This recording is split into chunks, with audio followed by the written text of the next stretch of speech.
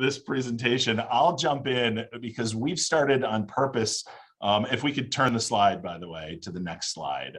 We've put on purpose the idea of an overarching idea of our thoughts on the enforcement surge as a first thing to talk about. So I'm going to do this, my part of it, in 30 seconds, and I'm going to prompt Jackie that I'm going to come to her if she has anything to add on the SEC side. Obviously, we have this group on purpose. Glenn is first in DOJ, Matt in CFTC, but we all work together all the time, this group. And so this is a great group. Not only do we know each other, so hopefully it'll be an easy back and forth, but also because each of us, I think, will have things to say about each other's practice area, and that was sort of the intention here.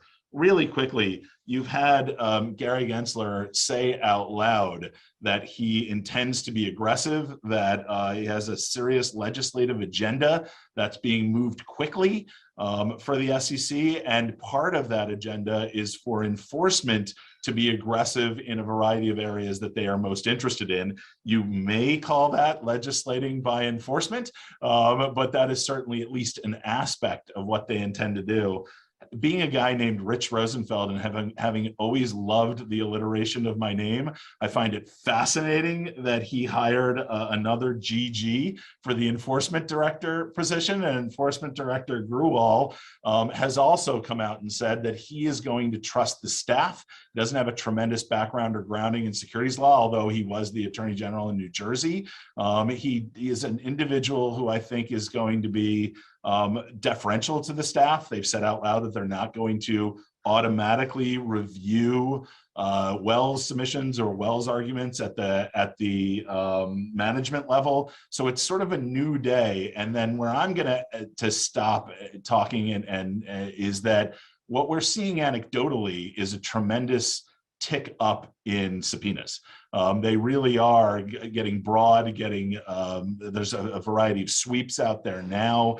There are a real uptick in the amount of cases that we are defending right now.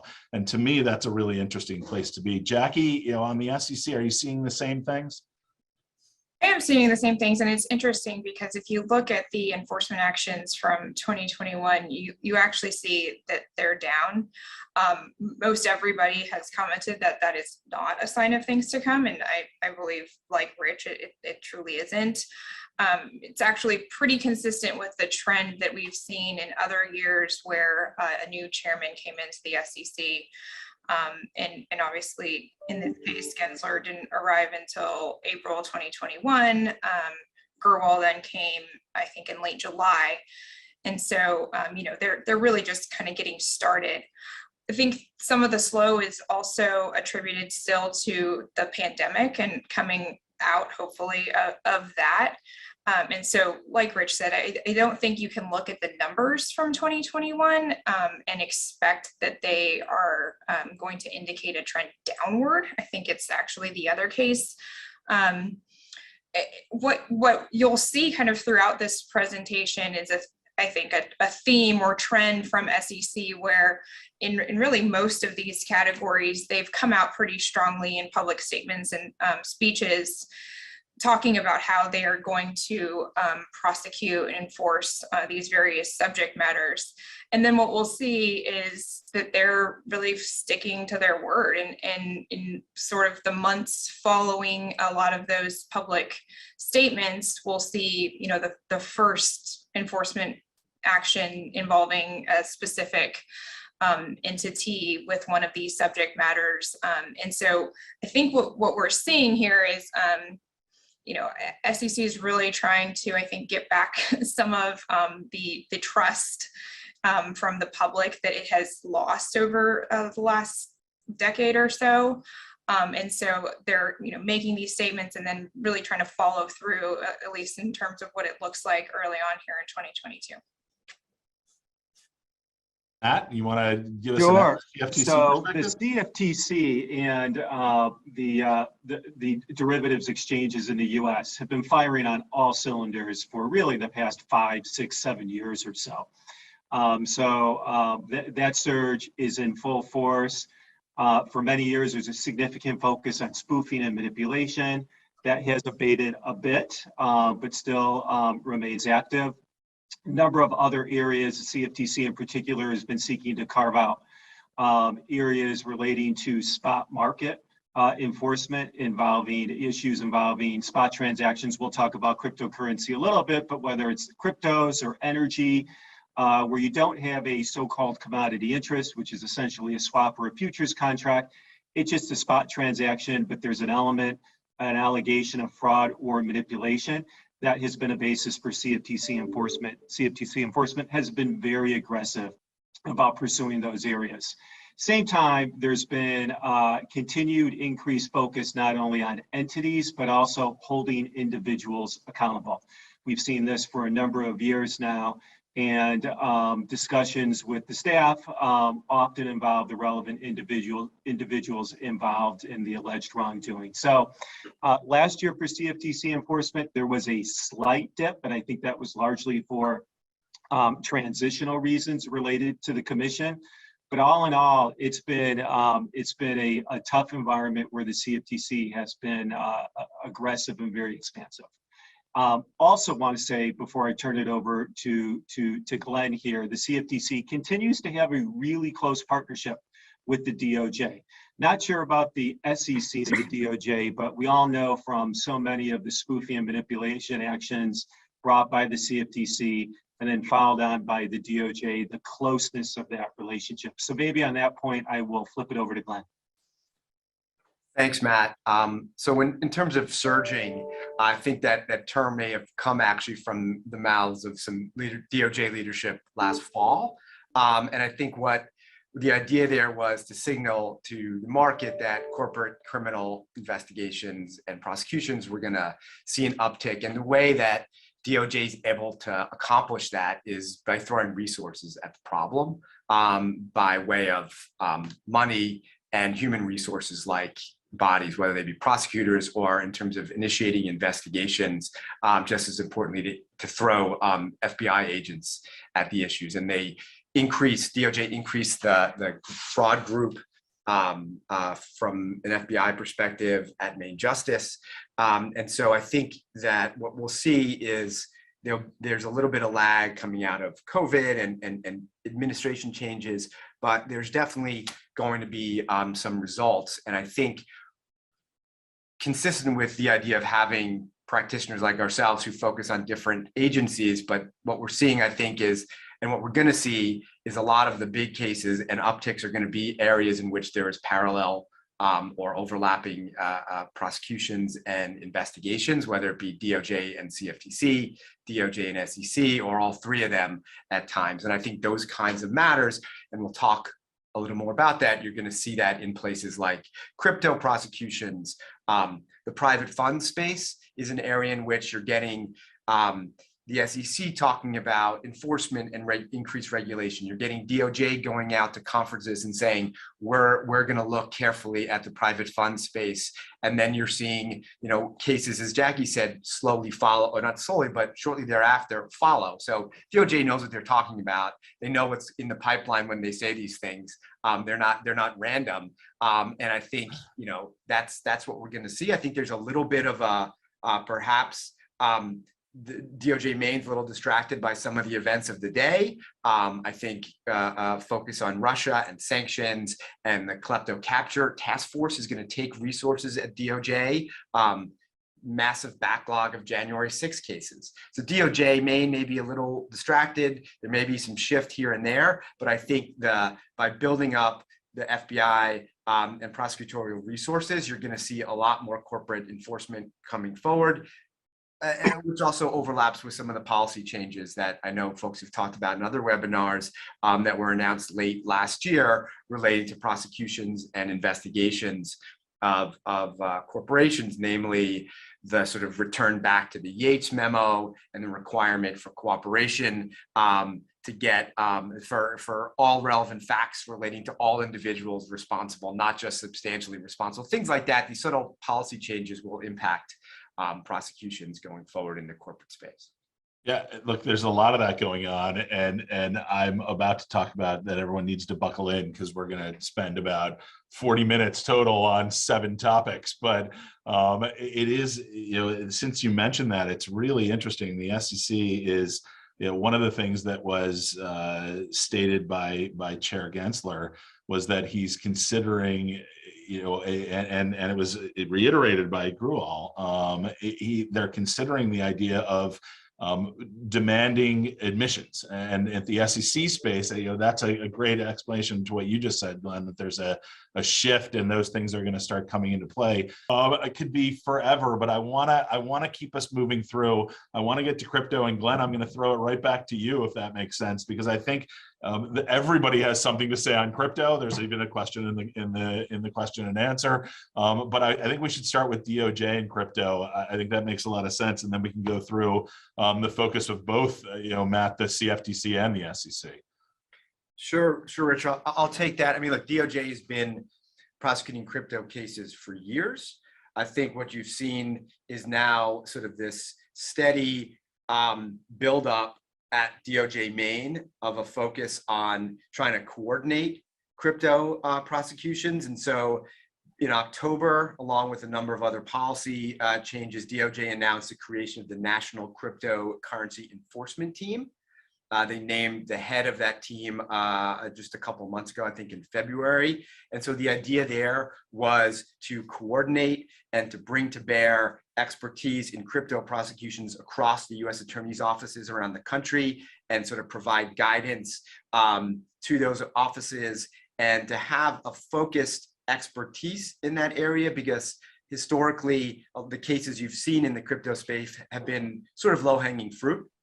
Right, they're Ponzi schemes, which are just classic schemes that DOJ prosecutes in the white collar space, but using crypto, right? And then there's the touting cases, right, which you'll see in the securities world. Now we're seeing it from folks selling and looking for retail investors in crypto. The next phase, and there's been a little bit of this already, but is in the exchanges, right? And those are more complicated cases, more complex. So the DOJ is trying to get this expertise together, bring smart folks together, and then disseminate and provide guidance out to the world. And when I talk about the exchanges, a big piece of this overlaps with Bank Secrecy Act requirements and BSA stuff. And so the exchanges as gatekeepers is going to be a big focus, and I think that's going to overlap with some of the other prosecutions from folks like the CFTC and the SEC. I love the way this is almost too nicely flowing back and forth. Matt, you want to jump in, and then Jackie and I can clean up with the SEC? Sure. We could, of course, spend a day on this, but I'm going to literally try to spend about 2 minutes. Okay. So we know several years ago, the CFTC said essentially all cryptocurrencies are commodities under the Commodity Exchange Act. So that means the CFTC has a basis to take an enforcement action if there's an element of fraud, or manipulation. The CFTC also, with respect to commodity interest based on cryptocurrencies. So if we have a swap, for example, or a futures contract based on cryptocurrencies, the CFTC can not only take enforcement action, but it can also has regulatory authority as well, and so impose registration requirements, day-to-day requirements, so on and so forth.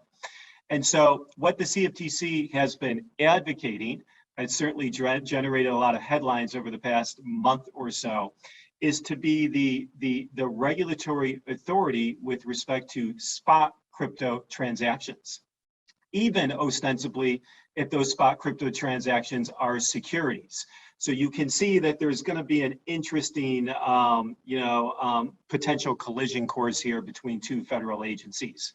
Yeah. We'll see how all that fleshes out. But from a market participant perspective, the one thing market participants want, and particularly institutional investors, is some sort of regulatory clarity. Who's going to regulate what and when? And unfortunately, we're in the midst of frankly trying to hash that out.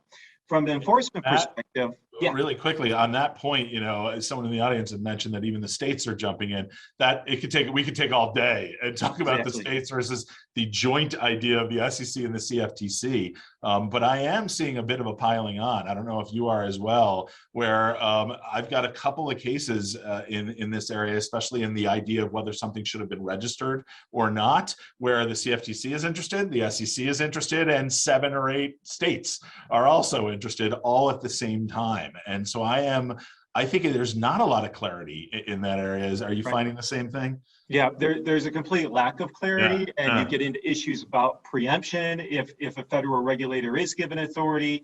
And so that's a debate that unfortunately. I want to let you go on, but I wanted to just down. hammer home your point that I think there's a complete lack of clarity right now, and entities are bearing the brunt of that. So it's part of your calculus, and it has to be whether or not you're going to register from the start, in my opinion. But go ahead. So one more quick point is I think a real focus for the CFTC from an enforcement perspective in crypto has been on non-US markets in particular, and those doing crypto business outside the US, where there's a nexus to the US. Maybe it's operations here, maybe it's US traders, investors, whatever the case may be. We've seen some interesting enforcement actions involving spot crypto transactions, where there's an allegation again of fraud, misconduct, or yet manipulation. And the focus is on how certain smart contracts are designed and whether or not those smart contracts, by virtue of allowing persons to take a view, based upon a certain event here, and then cash out on that view based upon a certain event here, where all this works via smart contracts, and effectively those smart contracts are swaps. And then by virtue of being swaps, they're not being reported, the platform isn't properly registered. And so that's been, again, intense focus of the CFTC and not likely to slow down in that respect. And if you're a CFTC registrant, so you're registered as a swap dealer, FCMIB, whatever the case may be, with the CFTC, have to be mindful of NFA bylaw 1101, which essentially says that if you're a CFTC registrant and NFA member, you can't do business with an entity that's supposed to be registered but isn't. So if you're engaged in certain, offshore activities with unregistered entities, make sure you do your due diligence so you can satisfy your obligations under bylaw 1101. We haven't seen that be too much of an issue yet, but have a strong sense it's going to become an issue in the near future. So, Rich, back to you. Yeah, I think the best way to talk about the SEC really quickly, because at some point we're just going to run out of room for all of our topics. But I think the best way is to talk really quickly in numbers. Honestly, the SEC has brought nearly 100 cases in 8 years. In 2021, there were more than 20 of those 100 cases just came in 2021 alone. The total of the cases is something like $2.35 billion worth of monetary penalties.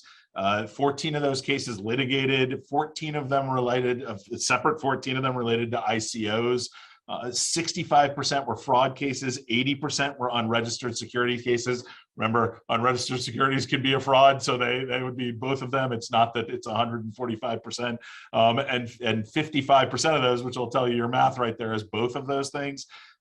Gensler in April of 2017 said crypto was a priority, and importantly, in February of 2022, Director Gerwal said in a very interesting comment that industry had sort of been waiting to say, look, if we haven't registered, but we can see the way the winds are blowing, are you guys going to do an amnesty program? Because the SEC has done that so often for folks to register and get out of the idea that, well, it was really unclear, it was hard to tell. And in many instances, that's all true. And Gerwal said out loud that there will be no amnesty for failing to register. I just think that's a really interesting place to state. Yeah. The reason I state that is it gives you a really good idea, quite frankly, of how the SEC is thinking. They're 100 cases in 8 years. They are going to be regulating this industry as hard as they can. Matt, you were jumping in? Quick question, Rich. So with all these, largely consent orders, is the SEC effectively trying to make law here,